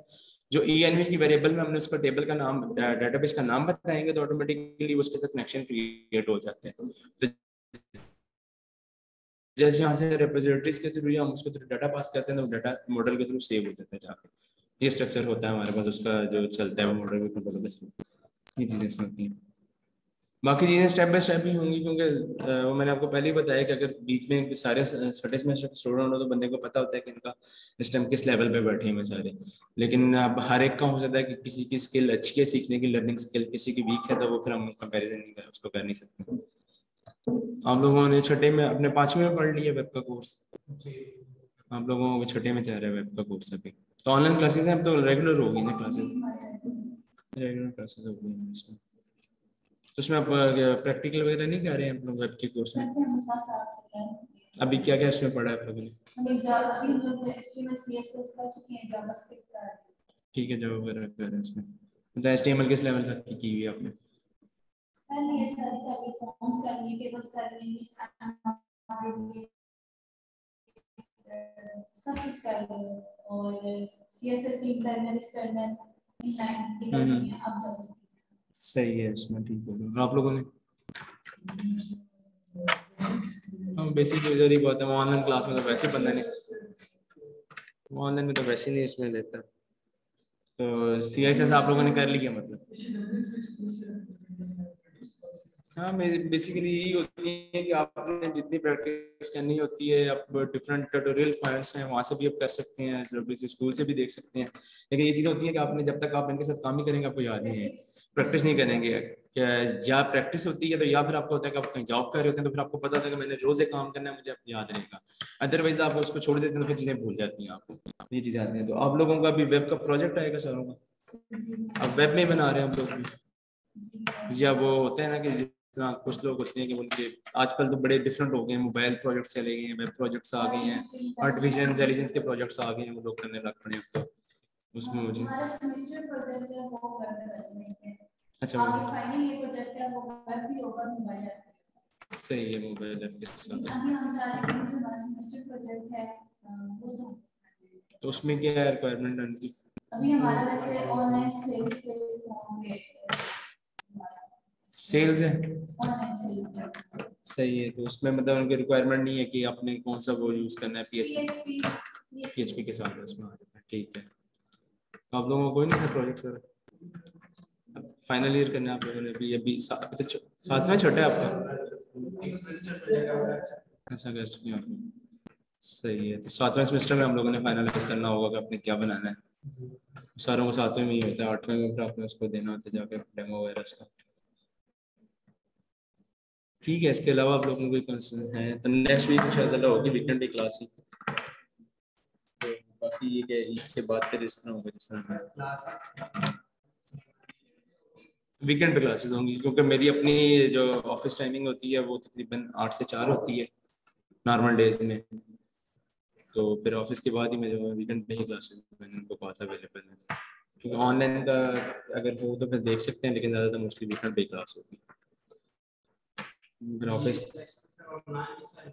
ये ऑनलाइन भी रिकॉर्डिंग सारी उसकी वो की हुई है उन्होंने।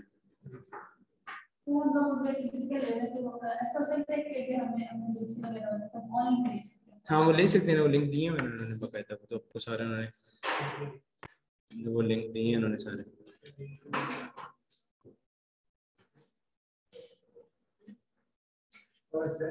जी जी।